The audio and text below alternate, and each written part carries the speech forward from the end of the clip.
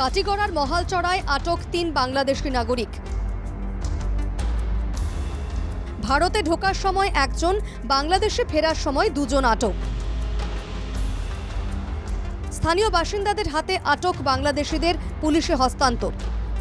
ভারতে ঢোকার সময় আটক মোহাম্মদ সালেক নামে এক বাংলাদেশি। বাংলাদেশে ফেরার সময় আটক সাইদুল ইসলাম মোহাম্মদ দুলাল। সাইদুল মোহাম্মদকে পুলিশে হস্তান্তর স্থানীয় বাসিন্দাদের। কাছাড় জেলার কাটিগড়ায় ৩ বাংলাদেশি নাগরিক আটক।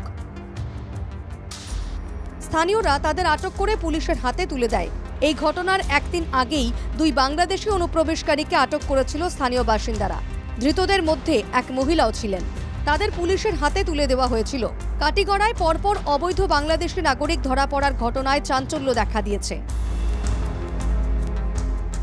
এদিকে বাংলাদেশে পাচারের সময় কাটিগড়ার করইকান্দিতে 10টি চোরাই মোষ সহ আটক সন্দেহভাজন এক বাংলাদেশি নাগরিক। স্থানীয় গ্রামরক্ষী বাহিনীর সদস্য বদরুলের নেতৃত্বে মোষ পাচারের সিন্ডিকেট চলছে বলে অভিযোগ। আমার গাঁৱেদি মানে এটা নদী পাৰ হৈ এটা খাল এটা পাৰ হৈ 7টামান না একটা বইচ আহি আছে তাৰ পৰা। তো আমি আমাৰ দাদাক ফোন কৰিছোঁ, দাদা এনেকা মহি আহি আছে, এইফালে পৰা মানুহ দুজন একদম উলংগ হয়, দুজন মানুহ আছে।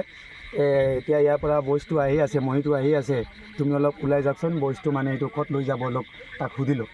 দাদাই সুধিছে তেওঁলোকক এইটো মহিটো ক'ৰ পৰা আনি আছোঁ।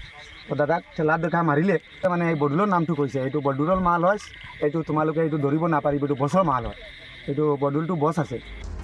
মোষ পাচারের সময় ধরা পড়ার পর ধৃত বাংলাদেশি গ্রামরক্ষী বাহিনীর সদস্য বদরুলের নাম উল্লেখ করে।